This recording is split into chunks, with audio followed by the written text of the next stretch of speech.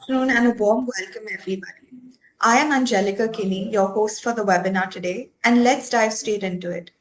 In today's webinar, we are going to delve into topics such as how much to invest based on your income, occupation wise investment strategies, retirement corpus, and more.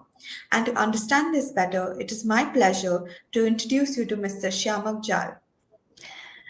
Mr. Shyamac Jal is the segment head, Retail Business Development at Nippon India Mutual Fund. He possesses 21 years of experience in the banking, financial, services, and insurance sector, having overseen various verticals throughout his career. Sir surely brings a wealth of knowledge and expertise to our webinar today. Before moving ahead with the session, please know that if you have any questions, please send them in the comment box and we would take those up towards the end of the session. Sir, over to you. Thank you so much. I welcome each one of you for the session. And it's one of my favorite topics. It's more about how much you need money and how much to put in money. That part I don't much appreciate, but how much money we get back is something that we really all of us look forward to. So, Angelica, if you may please start with the presentation on the next slide. Right. So, how does it start? Is what are we investing for? There's always a reason to invest. If there is no reason to invest, we normally tend to spend the money. So the classical way of is goal setting. There is a particular goal in mind for which I'm saving money for the future, for a particular emergency, to leave behind for my children, to maintain my lifestyle. There is also a requirement of why to maintain my standard of living, my current requirements, and various goals. But whenever we talk about each and every reason for why I'm investing, the whole logic comes to is when I'm investing, what is the risk that I carry with me and what is the return that I'm looking at? Now, with every amount of higher return that you carry an additional risk on your investments. Now, when I say risk, I don't only mean losing capital. I also mean, less of a return than what originally planned. And as we go ahead, we'll also discuss how do we mitigate risk. But the first thing that comes to anyone's mind is what is exactly is return? And return is nothing but risk. So you have to understand returns, you have to first understand risk and what are the risk parameters that a fund manager or any financial advisor looks at, okay, before he puts in a portfolio for you to make money. Now the first thing that comes to mind is what are the things we know. Now risk can be categorized as various parameters. One is what we know, second is what we don't know, and the third and most important criteria is what we know we don't know. So that part is very important because we don't know a lot of things. Okay, like for example, during elections, who is going to win the elections? At any given time, there is a geopolitical situation playing out. Okay, currently we have two such things playing out. You have Russia and Ukraine, you have the Middle East conflicts. So, when will it play out? How will it play out?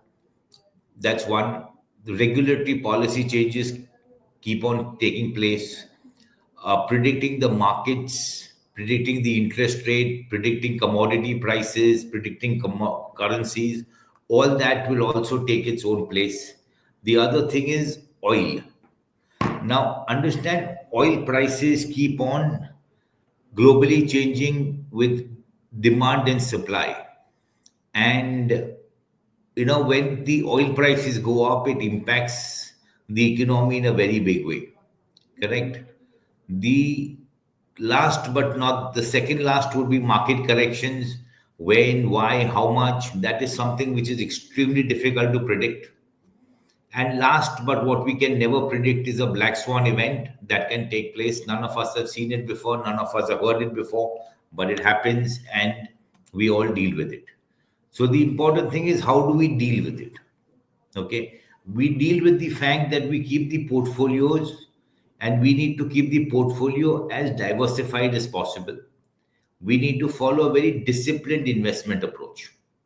Okay, that's the way fund managers manage it, diversifying the portfolio in a way that when one event plays out, it doesn't impact the whole portfolio. What is bad at one time can benefit us eventually in the other part of the cycle. The other thing, and that is very important, is asset allocation. Now, while most of us will look at history over the last 15, 20 years and choose one particular category or one particular investment type that is given the maximum amount of returns, okay, it normally doesn't work out that way. So an asset allocation works out to be, and when I talk about asset allocation, I mean investments in physical assets, I mean investments in financial assets, and even in physical and financial assets. How much of money have you invested in real estate? How much money have you invested in gold as a commodity, silver as a commodity? In financial assets, how much of money do you have in fixed income or debt, as we call it? And how much of money is invested in equity? What is the time horizon? What is uh, the outlook towards when you actually need the money? Okay, and when I need the money, how do I keep decreasing the risk on my portfolio, so that an event that would happen before my goal, that time for the goal that I've reached is not impacted. So these are the ways that we actually look at mitigating risk to a very large extent, because you have risk from various factors, as we mentioned before. Crude, global conflicts, inflation going up globally, interest rates growing up globally.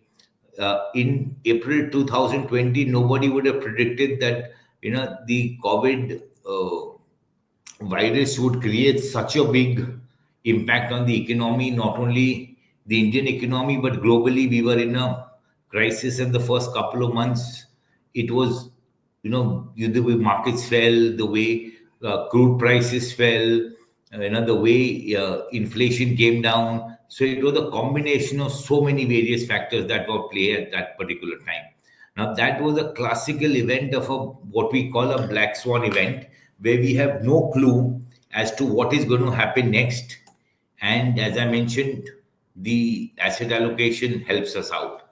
Now, when we talk of asset allocation, we also talk about, on the equity side, we also talk about various funds that we have. In the market, you have large cap, multi cap, small cap. Among them also, we do sector allocations, we do stock selections, and try to keep the portfolio as diversified as possible, because that eventually helps us in the longer run to have and that is what gives you that extra kicker to your performance, on the both on the upside and on the downside. If there are any questions, we can take them up or we can continue. The other major factor that I wanted to talk about was mispricing. Okay, that creates an amazing opportunity for all of us in the market. Now, we've seen there are various sectors that are play here. You have the power sector, that was the one of the top two sectors in the, and you had consumer goods from 205 to 208. They were the best performing sectors. On the other hand, IT and consumer durables were slightly beaten down. But if you see this, in the next 3 years, what happened is, from 2009 to 2012, the very sectors that had not performed in the first 3 years, last 3 years, have started performing extremely well. Right now, there is no time frame on 3 years. This is not a 3 year cycle that we talk about. This is just a coincidence. For example, if you look at the FMCG sector, between 13 to 15, they were the underperforming sectors, but the next 2 years they did extremely well. So, and the same change for IT. So money moves. This gives you an opportunity. I'll give you an example. Way back in 2008, the whole pharma sector was extremely underpriced. The whole pharma index was available for the price of one FMCG company. 3 years down the line, 10, 5, 7 years down the line, you see that pharma companies are now one pharma company has a market cap of all the other capital good companies other than L&T. So these are pricing mismatches that take place in the market, and we need to take advantage of those pricing mismatches through the funds that actually benefit the investors. So that's a key factor for us. The and what are the changes that you make in the process? What are the changes that need to be made? The Indian equity market has evolved over a period of time.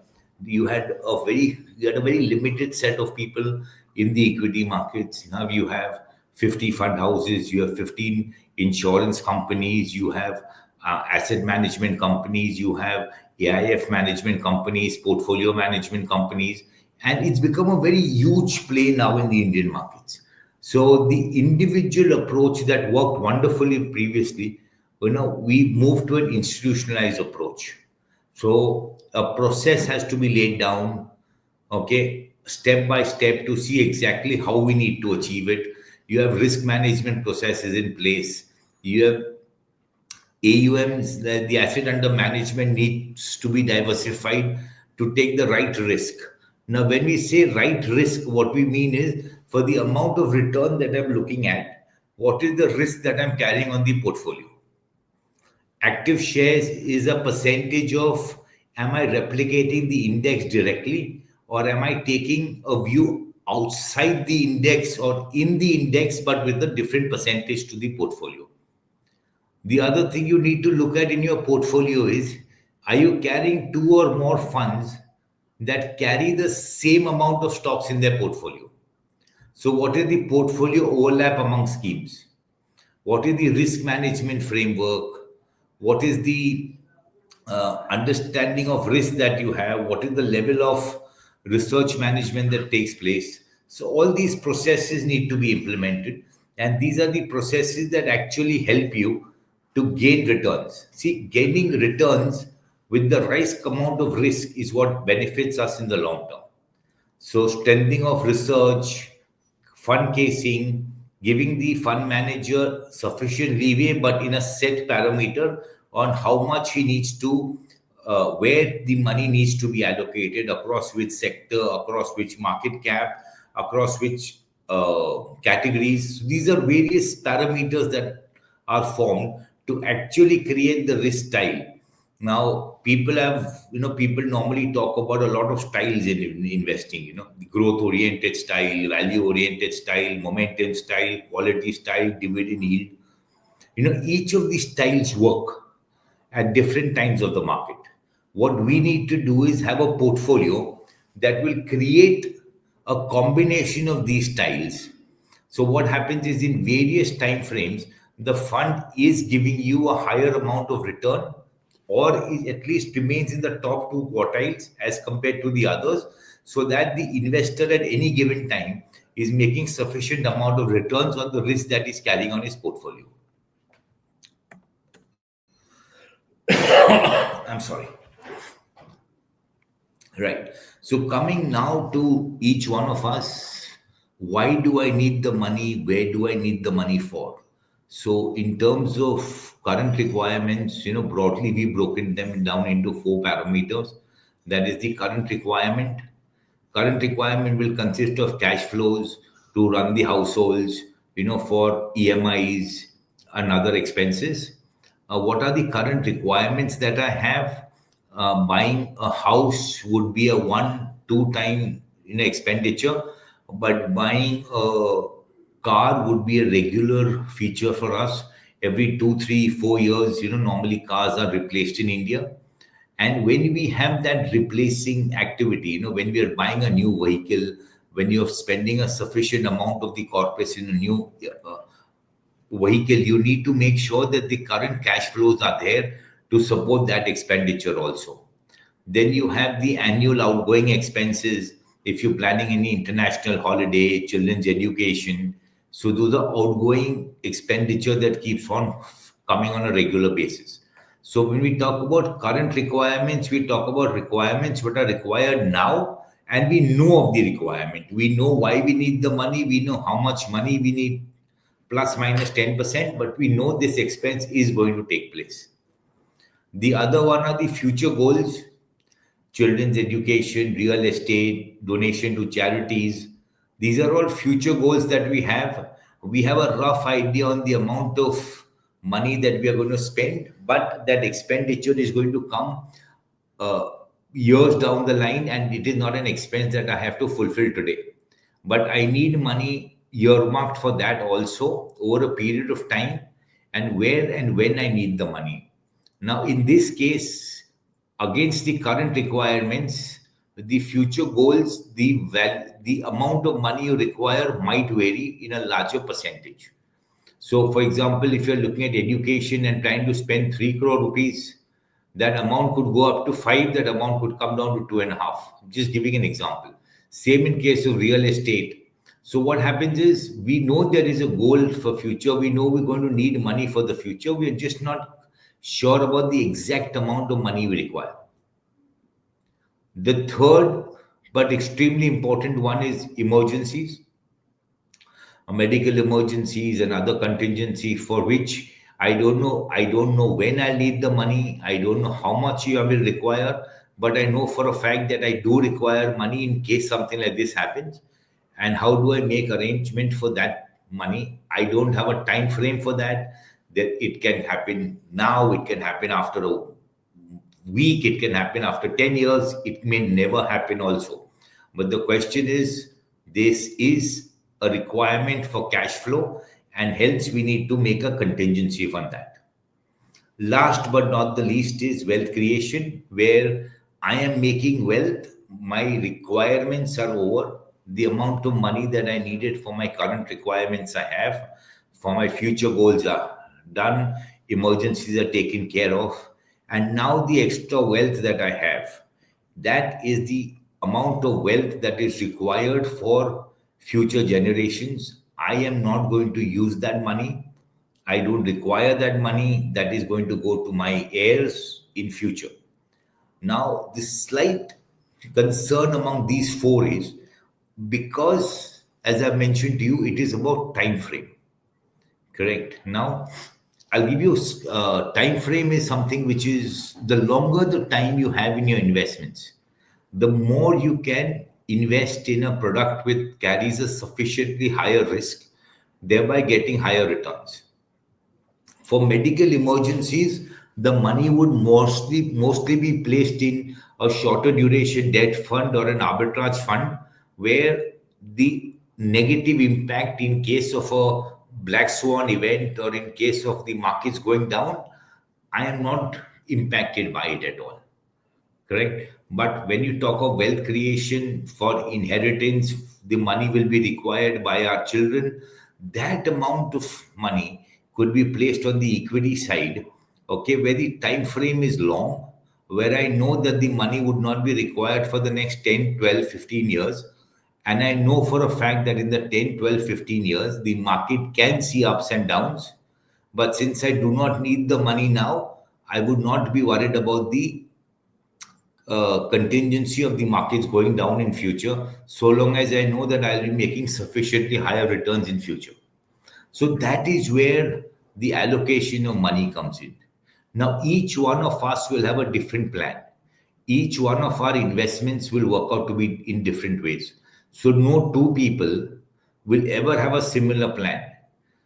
Even two people with the same amount of expenses, same amount of income cannot have it, because there will be some people who spend more now, there will be some people who save more.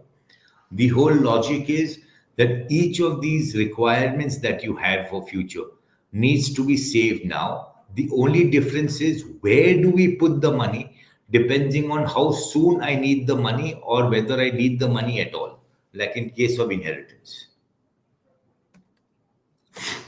Haji. Now, across the board on the mutual fund space, there are many funds. You have the active category where the fund manager takes a detailed call on which asset he needs to invest in. This could be a combination of equity funds, hybrid funds, which are a combination of equity and fixed income or debt.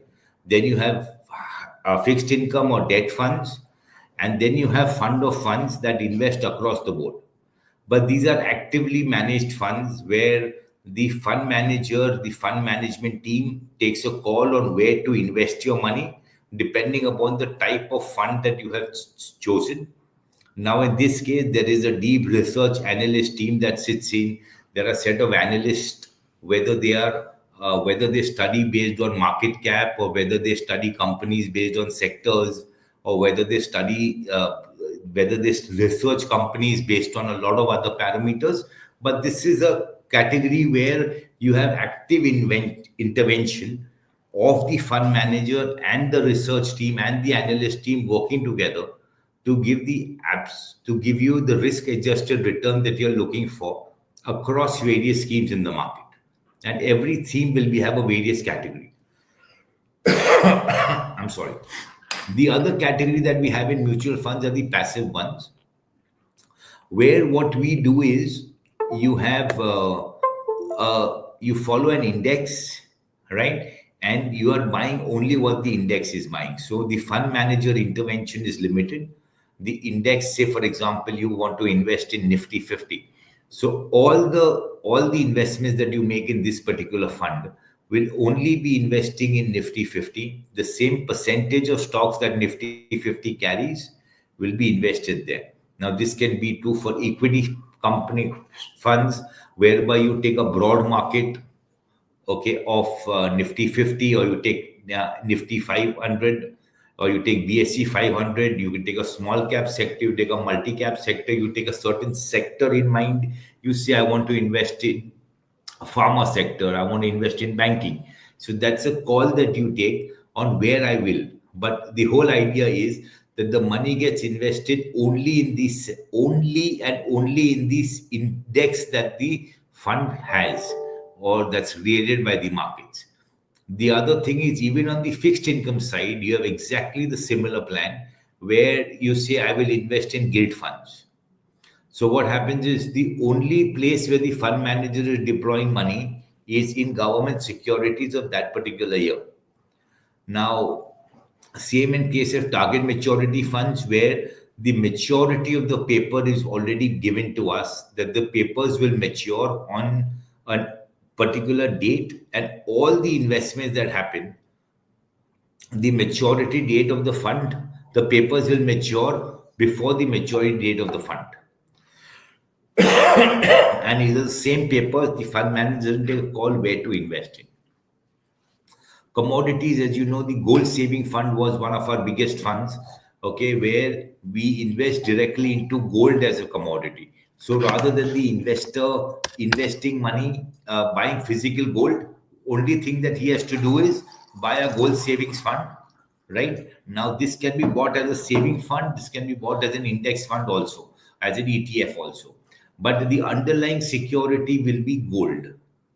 So what I'm doing is, every time you give me money, I'm going ahead and buying gold, right? So that's what the gold savings fund is all about. So that's part of the mutual fund basket. Of course, it's very varied, very, very varied. Your hybrid funds, your everything. You also have, then other than that, you have the AIF category, where you have, and you have the PMS category, where the investment structures would be, the investment amount is far higher, concentration of the portfolio is far more, and it can either be on the equity side, it can be on real estate credit, it can be on structured credit. Various credit funds are available in this space. For example, you could get papers for about 14% returns, 18% returns, right? So this is a very structured sort of credit that is given, and the investor knows exactly where the money is invested, okay, and that's how it helps him to make an allocation.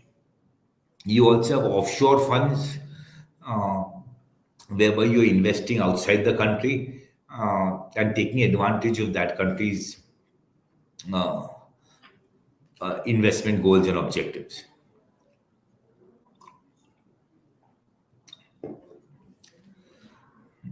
Now, each of these funds is structured in a particular way depending on the investment horizon of the investor, the risk taking capacity of the investor, and the reason why the investor chooses to invest his money.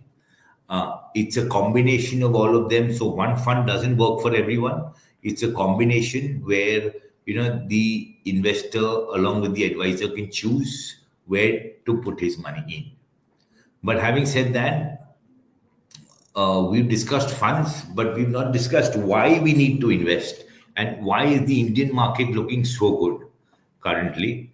And there are multiple reasons.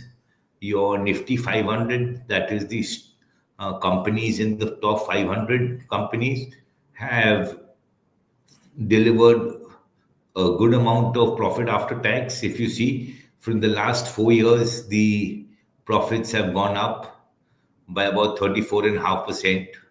Okay. Your GDP is grown up by about 10%. So overall, India is right now in a very nice sweet spot where a lot of benefits to the investors.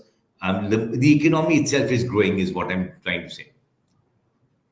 And if you look at the next side, this is because if you look at GST numbers are up, your UPI transactions are up. Now, UPI transactions is a great boon to not only us as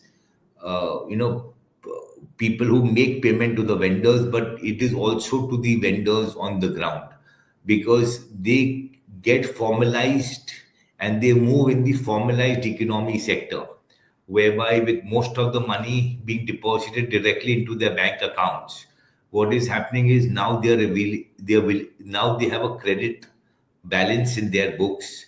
Now they have a transaction history whereby banks can now lend them money also. And they are part of the formalization of the Indian economy. Now, formalization of the Indian economy, as you can see, your GST numbers have also tend to move up. UPI transactions are up. So overall, when we talk about India headed to the right direction, one of the most important parameters is formalization of the economy.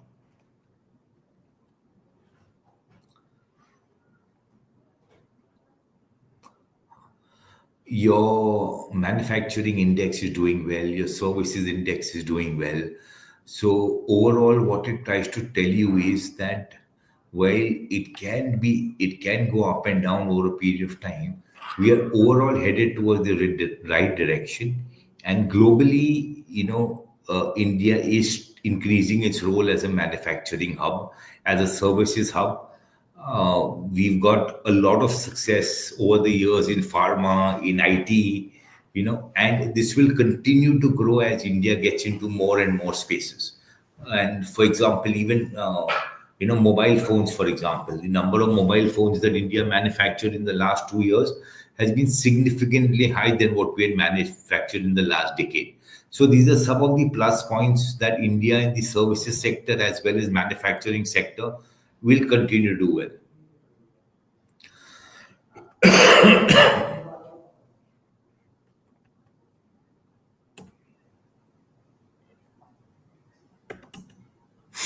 Yeah. So India trade deficit, and the impact of that is that the India's trade deficit, if you see, the exports have started to go up, your imports have started to come down, trade deficit is down, and of this cycle keeps on happening. Your current account deficit is down. So all these argues well for India in the future, and India is headed towards the path of being a superpower, a financial superpower.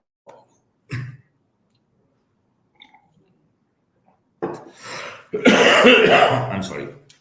Your smartphone penetration in India has moved up. Your cellular connection has moved up, and if you see the overall, the smartphone segment, if you see connections, more 5G connections have started, 2G percentages come down, everyone is moving towards 3G and 4G, and this argues well for India in the future, because 70% of smartphones now have 4G and 5G capabilities. Uh, all your transactions nowadays are done, most of the transactions are done over the phone, and India, the penetration is very strong here. So overall, good for the economy in the longer term. most of the payments are now being made, your Jandan accounts, your Aadhaar, mobile connections, everything has helped, to set up a very solid structure in for the foundation of a very strong digital India. And lastly, what happens is, what is the uh, working population? That's the last part that we have on India's growing working population, okay, as compared to the young and aged dependents is growing as compared to rest of the world, and this is going to really impact how we manufacture, how we provide services in the future, because we have that power and the capability to manage these things. So, what is the result of all these things? You see the stock markets doing extremely well. We are now the fourth largest in terms of market cap. We are behind US, China, and Japan. We've overtaken most of the other actually all other European countries, other than, yeah, all other European countries. Even if you look at the other parameters of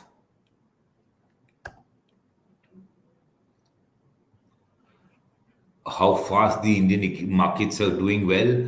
We have now, the number of times it takes to cross 1,000 points in terms of Nifty is reducing gradually. Of course, there will be times when the market is in turmoil and the time frame is more, but overall, the first 1,000 took us about 111 months, and the last one was about would averaged about 3 months. So that's the speed at which the Nifty itself is growing.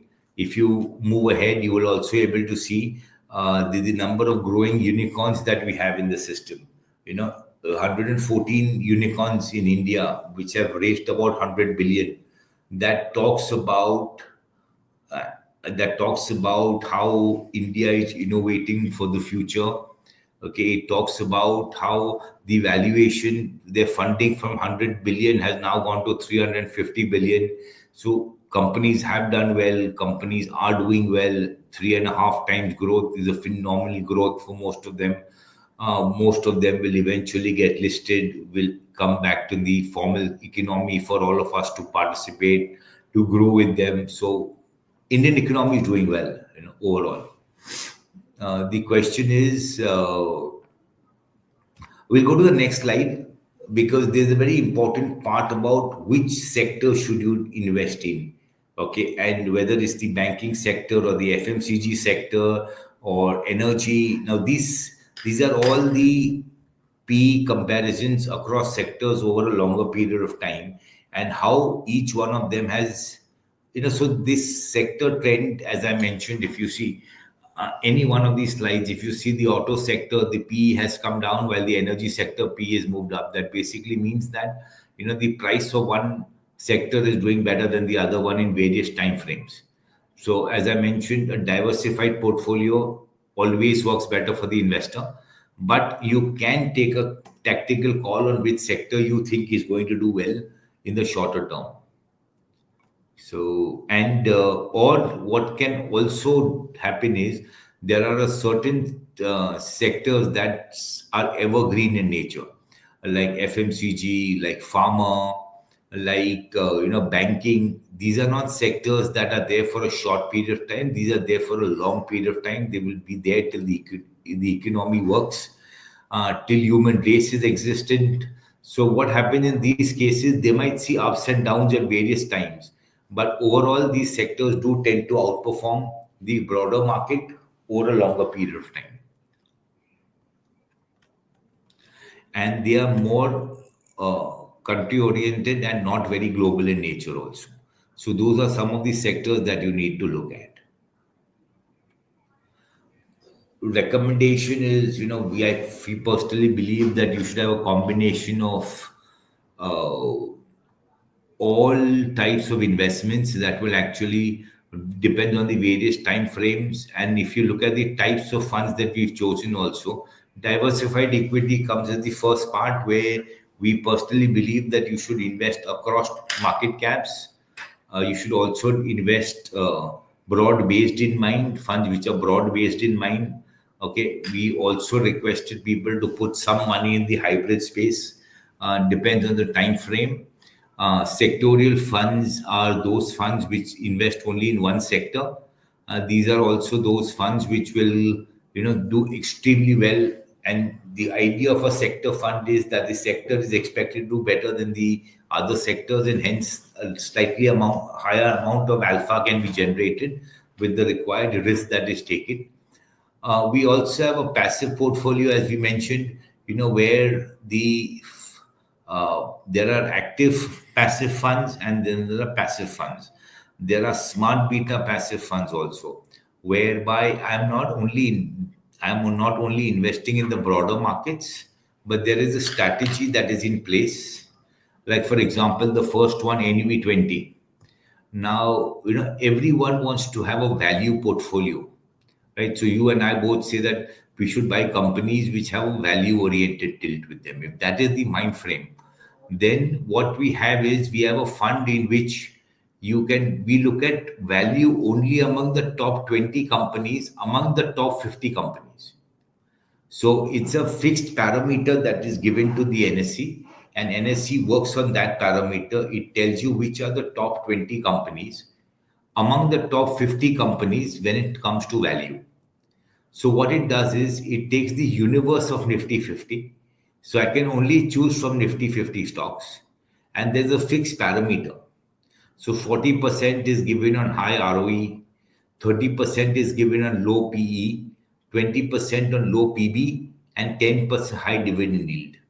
Now, whichever the top on this correlation with the top 20 stocks that are there is what will be part of this index, and NSE has that index. I mean, comes out with that ranking once a year, and that is the fund that those are the stocks that I'm going to buy.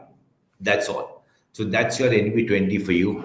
You have a similar fund called Nifty 500 Momentum 50, where you say the 50 funds with the maximum momentum, okay, are the funds that I want to invest in. And hence, what the fund house does is NSE has created that index for us. We just have to replicate that index. So those are these passive strength that we have. And at the same time, we also have fixed income funds, which I recommend should be a core to everyone's portfolio. Fixed income funds will consist of long horizon as well as short horizon. So if you take a low duration fund, the average papers that we invest in would range from about 90 to 120 days. But if you buy a Nivesh structure fund, so what we've done is a classic example of a debt fund, which is passive in nature, whereby what we say is we will invest in companies, we'll invest only in Government of India securities that will mature in the year 2045, 48, and 49.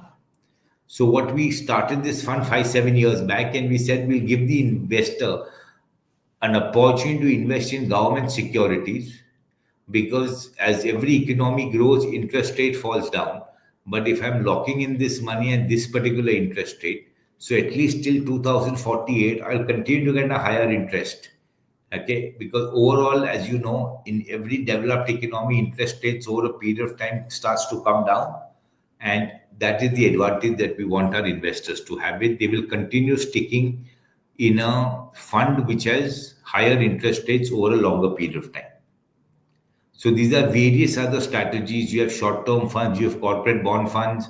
So short-term and corporate bond funds ideally invest with a period of 1.5 years to 2.5 years. And if you want only corporate papers, then you have corporate bond funds. If you want a combination, you have short-term funds that will have a slightly higher maturity date, but at the same time, it invests across government as well as corporate bonds.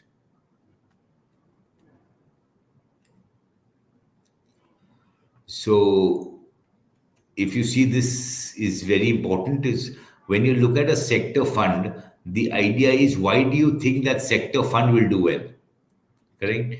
The fund that you choose and the fund that you invest in, you have to understand that sector funds do carry a higher amount of risk. Of course, they try to give you higher amount of returns, but they also carry a higher amount of risk, depending on which sector you've invested in, what time frame. So over the last 12 months, what we've tried to show is which of these sectors, how have they performed on basis on the return that they have offered. So in some cases, in Feb 2028, your PSU banks delivered a return of 10.5%. But if I look at the same performance, about 4 months back, the fund had given a negative, the sector had given a negative return of 6%. 2 months down the line, again, it's done very well. So I'm just saying a sector will carry a higher risk, but also give you higher returns. And when we look at sectors in particular, when we look at a sector fund, we look at how the Indian economy is growing, what are the long-term themes, and invest in those themes that will actually create a sufficient amount of thought process behind this. Like, the reason I would like, you most of with the amount of UPI coming in, with the amount of everyone getting into an online transaction, this is going to help the financial sector. So a banking fund should be very good. India has been focusing a lot about on capex growth. It's been focusing a lot about building of roads, railways, defense, all that part of the capex growth. So you need to have an infra and a manufacturing fund. India demographics, as we say, is we are a growing population, we are an aging population, we are a young population. So medical facilities, consumption, lifestyle would all be a part of it. More and more people will start to consume more and more things. Consumption is not only about the product change; it's also about a better product which is available in the market. From tooth powder, we move to toothpaste, and from toothpaste, we move to total, or we move to addition in the toothpaste. That's all part of the consumption cycle that takes place. So that's why we recommend, we come out with these sort of funds for the investors that, they exactly know where and what needs to be done. Now, we'll open up for questions. In case anyone has any questions, we'll be very glad to take them up.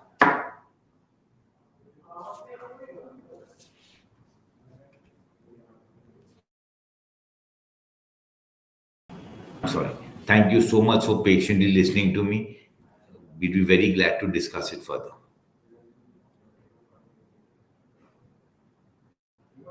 Mr. Manohar Pambula asks, Sir, can we select stocks using high performing mutual funds?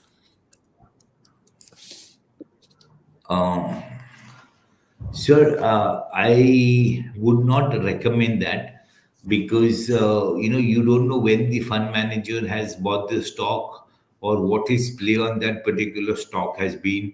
Whether he's bought a stock to diversify the portfolio, whether he's bought the stock keeping in mind a particular goal in mind. Because when we look at stocks, we look at stocks from a shorter period frame, whether the fund manager's view would be something which is totally different to play. So no, I mean, I would rather you do some research or take someone's some advisor's help, but not blindly follow what the mutual fund has done. Because you could have some very wonderful stocks that have done extremely well, but that fund manager would have bought it with a very different view to over a long term frame, for that matter. He might not have bought it recently also. So, lot of play. Haji. Yes, ask what are the factors to select a fund? So a lot of factors to select a fund. As I mentioned it before, what is the time frame of investing? What are the reason for investing? When do you need the money? What is the actual investment goal? Is the time frame flexible? Is it not flexible? Various factors when it comes to selecting a fund. But diversification, when you're selecting funds, just we need to focus on as much as diversification we can, not over diversification also. But factors would keep in mind, if I need money in 3 to 6 months, then an equity fund is definitely out. You should look more towards arbitrage or a fixed income fund. Whereas if the money is there for the next 10, 15 years, if you want to invest regularly for the next 10, 15 years, or are planning to keep money for the next 10, 15 years, an allocation towards a diversified equity fund should be higher as compared to. But as the goal tenure keeps shifting, we need to move more towards fixed income than to equity. So various factors to select a fund, So it's basically with time frame and the amount of risk that you're willing to, yeah.